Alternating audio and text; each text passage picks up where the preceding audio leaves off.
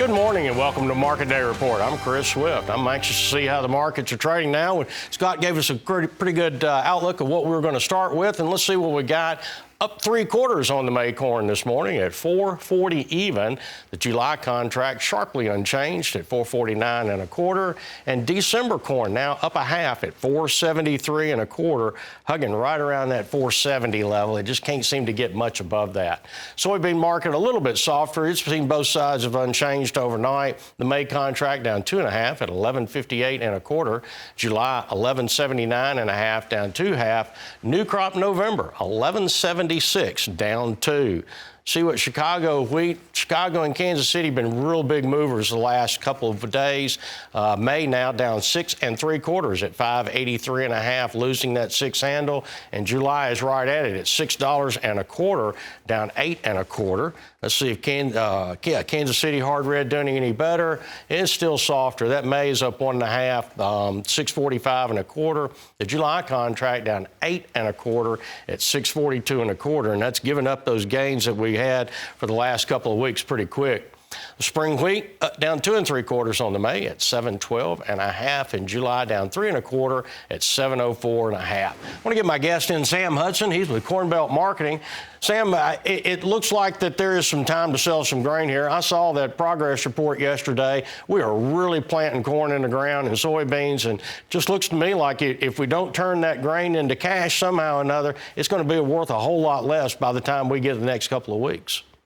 That's right. And in most places, you've actually seen an appreciation in old crop basis as well. So if you've got any old crop sitting around, it's time to at least take a look at that. Now, the contrary to that would be is if we do flip this 2-week forecast wet again. I don't know if that's going to be the case. It looks like forecast this morning, we're actually pulling some of the water out of the central Midwest over the next 5 days. And if then you have a drier outlook into that 10th to 15th of May, then I don't really see we have too many problems. When you look at progress yesterday, we were right on the expectations. I think, the pace at which we can get crops in anymore, I think allows for that.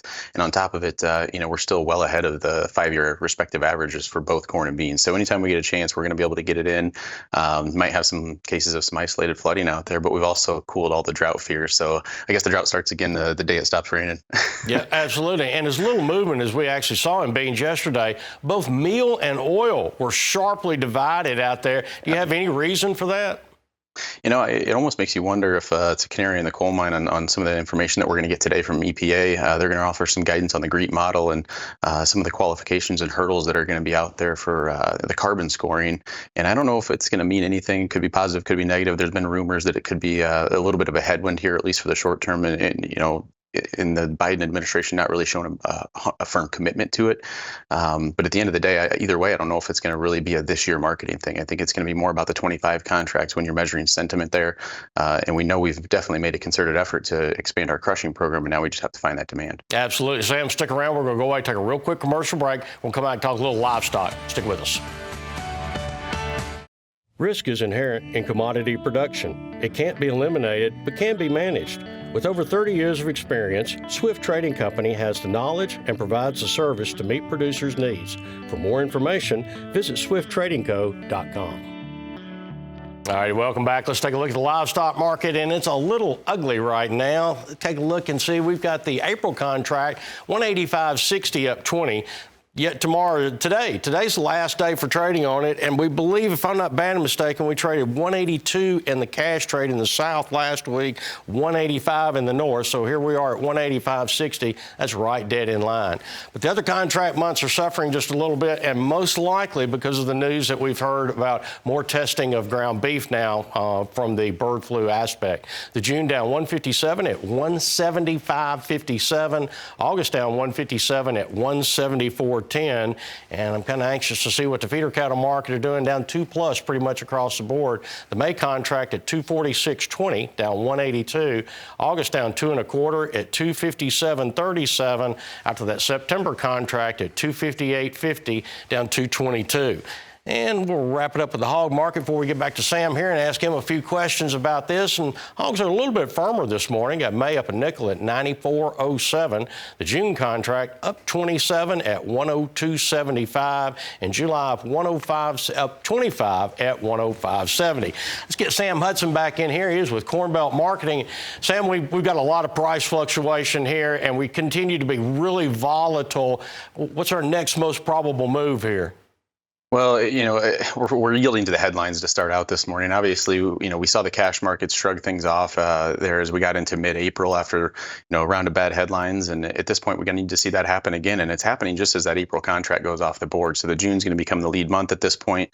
This could lend some support to that June-August spread eventually. But, we got to get some of the dust off the wheels here first. And I think the first area of support you look for here on that August would be down around 172. But after we tested the major moving averages, as long as we can hold and not capitulate too much here, I think you can lend itself to at least a choppy market because the cash has been so strong. And that's been true in the feeder cattle and the live cattle as well, as you mentioned. Oh, absolutely. So last week we saw weight gains 30 pounds heavier year over year, 4 pounds heavier week over week. We know that we've cut the production, the slaughter down quite a bit on there, but we're fixing to get into the beef eating season, the grilling season. Right. Are we going to increase our slaughter pace here coming over the next 2 weeks?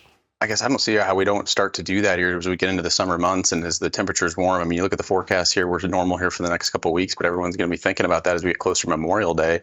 And again, what are these headlines going to be, offering at that point in time? I still think you got to look at the sale barn and look at the cash prices in general to guide the way here. And once again, I think you got to look for the spreads first before you look for the futures direction to really pick a direction by midsummer. And the boxes have held up relatively well. If I'm not bad mistaken, around $297 yesterday. That's still relatively high. I know it's just under that $300 earmark, but boy, that's still really high going into this grilling season there. That's right, and it just underscores the continuation of what we have out here for numbers. I mean, we just saw that in the most recent cattle on feed report, and you almost wonder if we have to get to the next month's data before we see, everyone kind of wake up again. Well, and it's a big balancing act. We know we're trying to discover how much product that we can keep on hand with what we've got, and clearly we're trying to keep the consumer demand at bay so they don't just rush out there and get all of it out there at the same time. Anything you see in the hog market real quick? Pretty volatile there, and I think it's also getting a little bit of a pump today to start because of some of that news. We saw a big run up at the onset of that in mid-April. At this point, the pork prices have been relaxing a little bit. Lean hog index is kind of leveling off. It almost feels like we could chop around here for a little bit with this June becoming the lead month and some of these headlines roiling again. Pretty staunch, resistance when in that 105 to 106 area on the chart. So I think that's what you got to look at for now as a producer for some hedging opportunities in the short term. Right, and a pretty wide basis to have to converge as well. Right. Sam, really do appreciate you taking the time to be with us this morning. Always. Hey, Sam Hudson. He is with CornBelt Marketing. And Tammy, good morning to you. Good morning. Glad to have you filling in again. Fine day here in Nashville, Tennessee. It is. That's right. Ready to get those markets rolling. Yes.